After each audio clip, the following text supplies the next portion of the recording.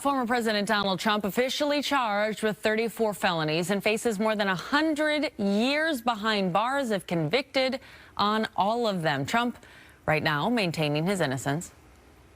The only crime that I have committed is to fearlessly defend our nation from those who seek to destroy it. The charges relating to alleged hush money payments made on behalf of two women leading to the 2016 presidential election. And while those payments are not illegal, prosecutors accuse Trump of falsifying business documents to cover up the payments and prevent any potential damage to his campaign ahead of the election.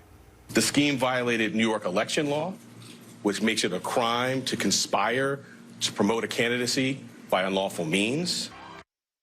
All right, so what's next for the former president? Doug Luzader joining us live from the nation's capital for us this morning. Doug, good morning.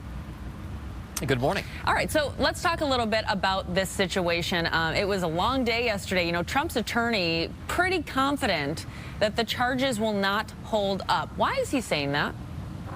Well, we have a long ways to go here. I mean, the next hearing on this case isn't until December, 8 months away, so it's going to be a while. The actual trial would probably, assuming there is one, would probably not start until early next year. So there's plenty of time for plenty of drama between now and then. There's not a gag order in place yet.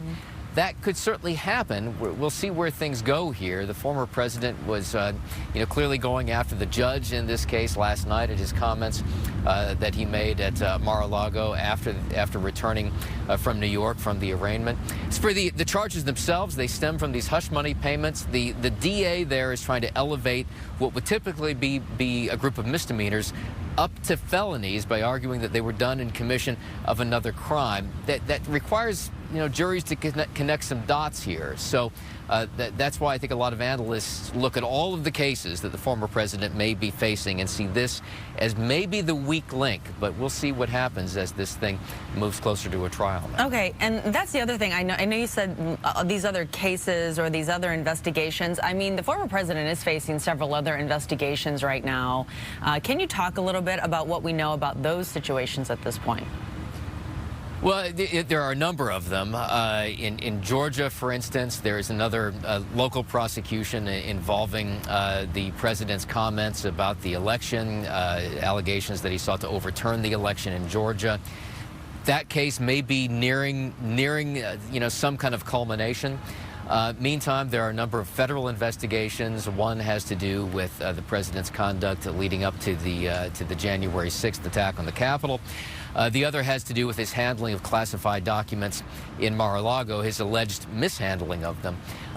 That's the case where I think a lot of legal experts see perhaps the most peril for the former president. And that case is moving along. It's difficult to say how close it's getting, but clearly federal prosecutors are working there to perhaps bring that closer to charges. You know, as an outsider here, outside of Washington, it just seems like a wild time always to be a reporter in Washington, D.C., Doug. So I'm curious. I mean, all of this took place yesterday in New York, and then Trump was in Florida. But, I mean, what are you hearing? What's the chit-chat that you are hearing in Washington, D.C. about all of this drama unfolding? Well, these cases are primarily happening outside of Washington. Yeah. I mean, you look at what's going on in New York and then the Georgia case and the Mar-a-Lago case. So it's all over the place. And at the same time, we're getting closer and closer to campaign season. This case in New York could come to trial maybe in January. That seems like that would be the earliest date, but that's right as we get into campaign season, into primary season. Doug Luzader reporting for us in Washington, D.C. this morning. Appreciate you this morning. Thank you. Thanks so much.